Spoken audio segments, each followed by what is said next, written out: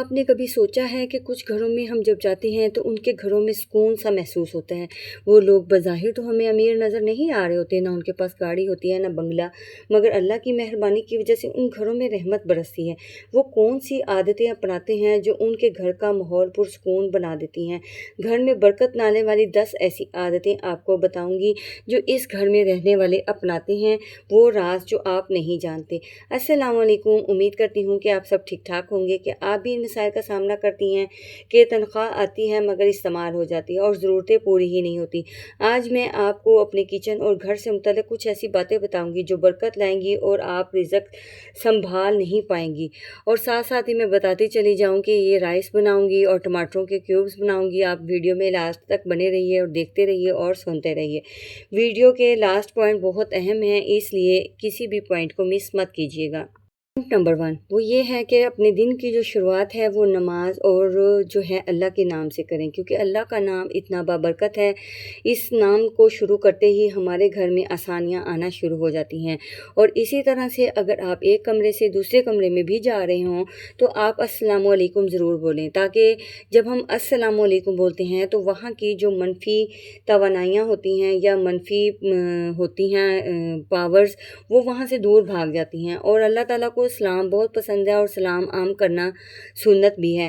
اور دوسرے نمبر پہ جو پوائنٹ نمبر 2 ہے وہ بھی بہت امپورٹنٹ ہے، اسے بھی ضرور لسن کیجئے گا۔ ہمارے گھر میں الماری میں کپڑے بکھرے رہتے ہیں، جس کی وجہ سے بعض اوقات ایسا ہوتا ہے کہ ہمیں میس کریٹ نظر آتا ہے، میس ہو جاتا ہے، اور جس کی وجہ سے بعض اوقات ہسبینڈ کوئی چیز مانگ لیتے ہیں تو ہمیں نظر نہیں آتی ہوتی، ہماری آنکھوں کے سامنے ہی ہے، لیکن وہ اتنے زیادہ میس ہوا ہوتا ہے جس کی وجہ سے گھر کا ماحول ڈسٹرب ہوتا ہے۔ جب گھر کا ماحول ڈسٹرب ہوتا ہے تو اس کا سارا اثر جو ہے وہ رزق پہ پڑتا ہے۔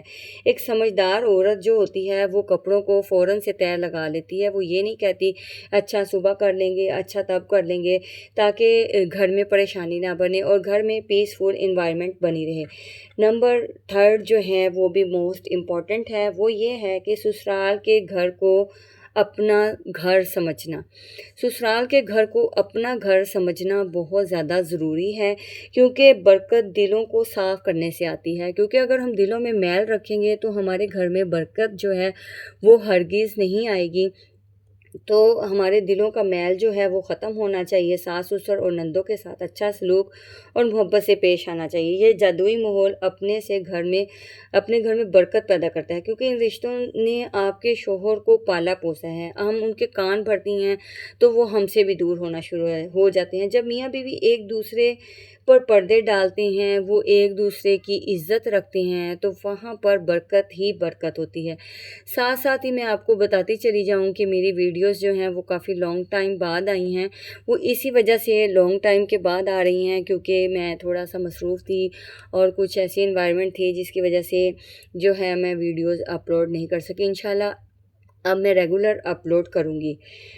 نمبر 4 جو ہے وہ بھی امپورٹنٹ ہے، وہ یہ ہے کہ برکت والے گھروں کا سب سے بڑا اصول آپ جانتے ہی ہوں گے۔ وہاں کیا ہوتا ہے کہ وہاں پر دسترخوان پر بیٹھے ہوئے مہنگائی کے رونے نہیں روئے جاتے، دسترخوان کی عزت کی جاتی ہے، وہاں پر سکون سے کھانا کھایا جاتا ہے، کیونکہ دسترخوان کی ایک اپنی شان ہے۔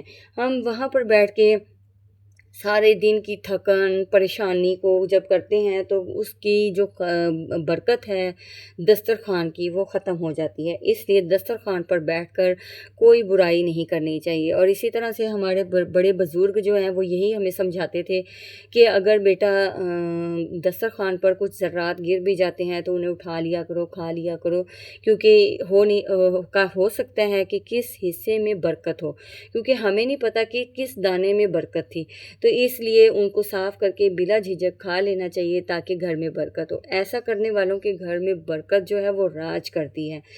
نمبر 5 از موسٹ امپورٹنٹ، جب گھروں میں برکت ڈیرے ڈال لیتی ہے تنگ دستی کبھی بھی نہیں آتی۔ جب ہم اپنے رزق کو تجوری میں رکھنے کی بجائے اللہ کی راہ میں دینا، تو کیا ہوتا ہے کہ جب ہم اللہ کی راہ میں دیتے ہیں تو ہمارا رزق آٹومیٹکلی بڑھنا شروع ہو جاتا ہے۔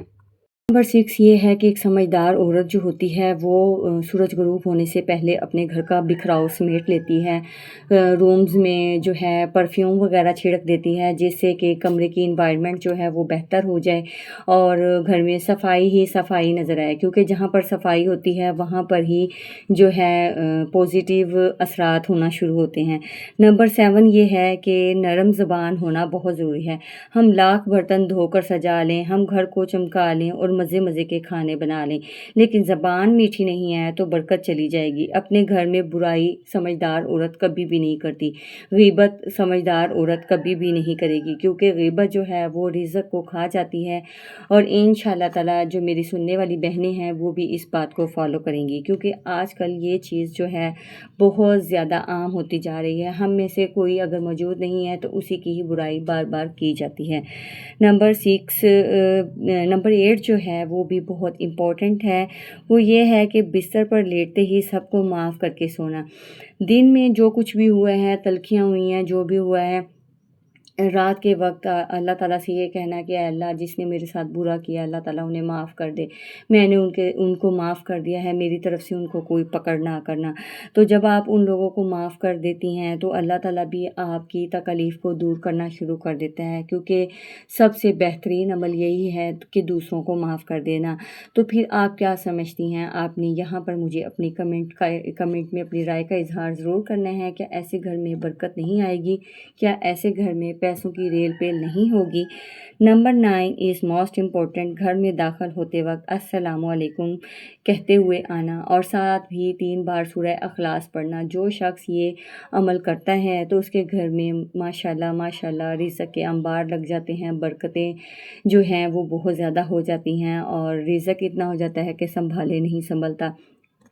लेकिन ये कोई एक आध दिन का अमल नहीं है, ये कोई रेगुलर अमल होता है। अब आप ये मत कहिएगा कि ये तो हमने कर लिया है और हमारे जो है कोई भी असरात नज़र नहीं आ रहे। हम किसी लालच की बिना पर नहीं करते। जब हम अंदर से साफ़ होंगे, हम अंदर से पॉजिटिव होंगे और हम सिर्फ़ इस बात से नेकी करेंगे कि हमारे दिल को अच्छा लगे, ना कि हम दूसरों की नज़र में अच्छा बनने के लिए, तो आपके साथ भरपूर आसानियाँ पैदा होना शुरू हो जाएंगी।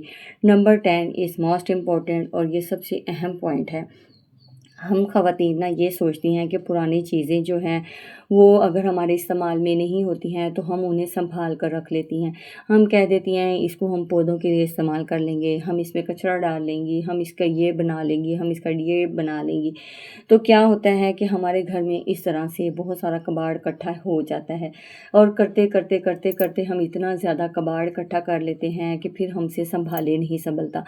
इतना कबाड़ इकट्ठा करने से पहले ही वीकली या 15 दिन के बाद या मंथली हमें ज़रूर टाइम निकालना चाहिए, ताकि हम अपने घर को जो है वो डीक्लटर कर सकें। क्योंकि जब हम अपने घर को डीक्लटर करेंगे, हमारे घर में एक पीसफुल एनवायरनमेंट होगी, घर में सारी चीज़ें साफ़ सुथरी होंगी, हवा का गुज़र होगा, तो जहाँ पर सफाई होती है वहाँ पर ही फरिश्ते भी आते हैं, वहाँ पर अल्लाह ताला की रहमत भी बरसती है।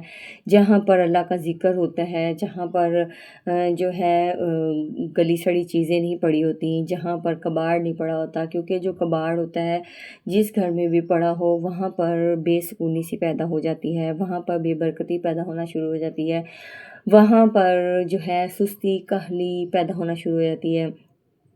इवन के बाज़ घरों में मैंने ऐसे देखा है कि उनकी ना हस्बैंड वाइफ के जो ताल्लुकात हैं वो भी ख़राब होना शुरू हो जाते हैं और कोई और रिश्ते हैं उनमें भी नाचाकियाँ पैदा होना शुरू हो जाती हैं, क्योंकि जो चीज़ें हमारे इस्तेमाल की नहीं हैं उन्हें हमें डीक्लटर कर देना ही बेहतर होता है। तो सफाई वैसे भी आपको पता है कि निस्फ़ ईमान है। अगर आपको मेरी वीडियो अच्छी लगी है और कुछ भी आपको सीखने को मिला है तो इस वीडियो को फ्रेंड्स में ज़रूर शेयर करें, ताकि उनका भी भला हो जाए। दुआओं में मुझे याद रखिएगा और इंशाअल्लाह ताला अब मैं रेगुलर व्लॉग्स अपलोड करूँगी। अल्लाह हाफ़िज़।